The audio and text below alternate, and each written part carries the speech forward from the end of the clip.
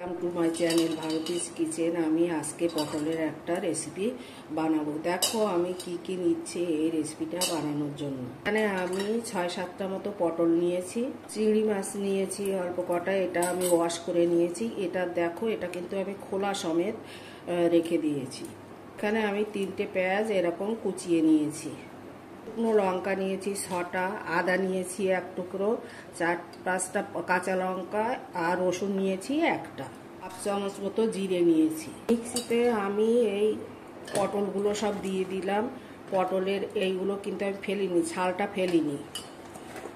মিক্সিতে রসুনগুলো দিয়ে দিচ্ছি, কাঁচা লঙ্কাগুলো দিয়ে দিচ্ছি, আদা দিয়ে দিচ্ছি।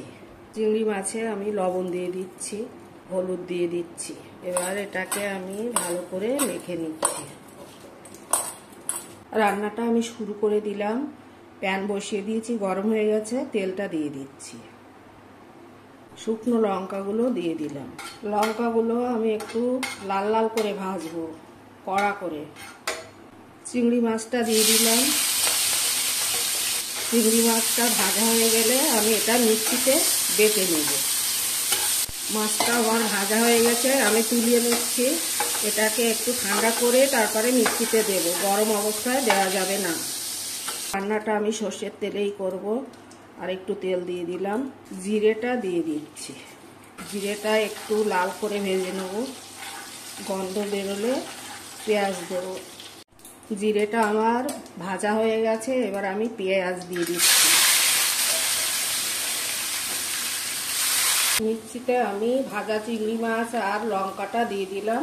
পেঁয়াজটা আমার ভাজা হয়ে গেছে, আমি পটল বাটাটা দিয়ে দিচ্ছি।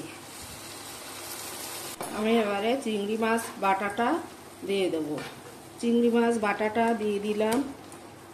দিয়ে দিচ্ছি স্বাদ মতো লবণ, তোমরা স্বাদ অনুযায়ী দিয়ে নিও। দিয়ে দিচ্ছি হলুদ। রান্নাটা এবারে অল্প আঁচে করতে হবে। রান্নাটা আমার প্রায় শেষ, আর একটু রসটা মরে আসবে। আমার রেডি পটল চিংড়ি ভর্তা। এটি খুবই টেস্টি হয়েছে খেতে, আর কালারটাও খুব সুন্দর এসছে।